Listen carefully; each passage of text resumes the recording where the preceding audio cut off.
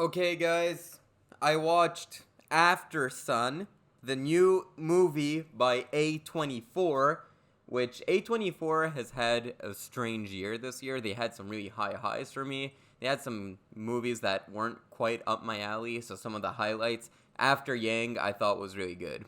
Everything Everywhere All at Once, fantastic. Probably in my top 10 movies of the year, who knows.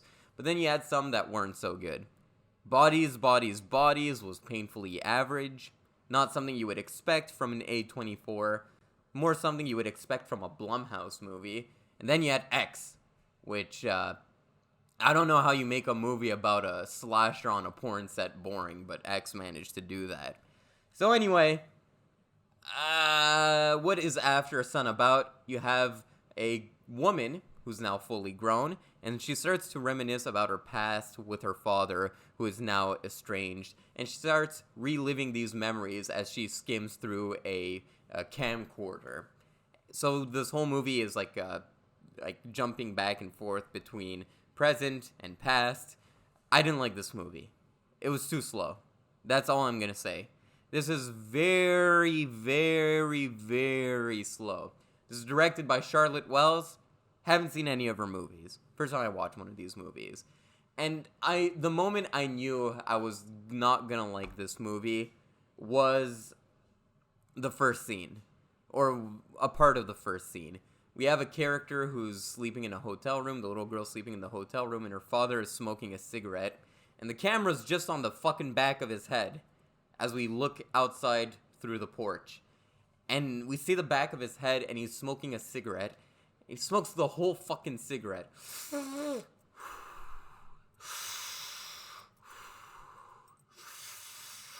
The whole cigarette. Whole shot might have been 2-3 minutes.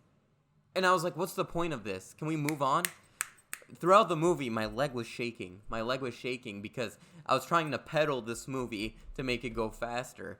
And by the time you start piecing together what's going on in this movie, why is this character reminiscing of the past with her father? What happened to the father? By the time that kicks in, the movie has lost you.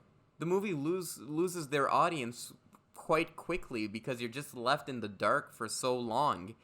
And when you do have that reveal about what's going on, you don't care because for the fucking first maybe 45 to 50 minutes of the movie, of a 1.5 hour long movie, you're just like, what the fuck? And then the second half, you're like, oh, okay. And that was it. It was a very meh movie. And the thing I don't understand is that this is getting amazing reviews. Amazing. I don't get it. I really don't get it. I was just left in the dark for a large majority of the movie. And I know what people are going to say. It's about the atmosphere. It's about the slice of life. It's a slice of life movie, guys. What's not to get? Yes, I get a slice of life movie. But you know what else was a slice of life movie? The Burbs with Tom Hanks, you know? It still had a plot, but it does make you nostalgic of the suburban life of the 1950s. Or the movie came out in the 90s, but it was obviously paying homage to that era. You know what I mean? You have to have some kind of plot, and throughout the runtime of this movie, I was just craving, please, some kind of conflict, something to keep me invested. There's a scene where a character is sleeping, and he's not moving, and you hear police sirens in the background, and I'm like, finally, he fucking killed himself, a little drama going on here. Not even! He fucking wakes up and turns out the police sirens were a red herring or something. It's like, just give me something to grasp onto. Please. I will say, though, by the end, I did understand what the director was trying to do, and I was, like, interested. And there is this very striking visual at the end, and they play David Bowie and Queen, and it really works in that scene. But other than that, you're just like, why? This movie is so meandering. I'm gonna spoil this movie. If you don't want this movie spoiled, click away. But I'm gonna spoil this movie. So you're basically following this kid and her father and their relationship, and the relationship's a little rocky. You know that this father ain't gonna spend much time with that kid. So you know, like, something's going on, maybe a divorce or something. And then you find out that the father is in fact gay. And that's the thing.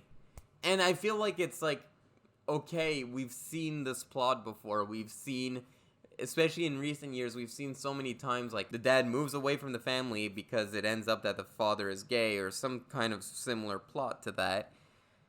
I just didn't get it. It's so like a small reveal at this point. It's not like a big twist, or it's not like a big progressive thing to me at this point that like when it happens I'm just like, okay.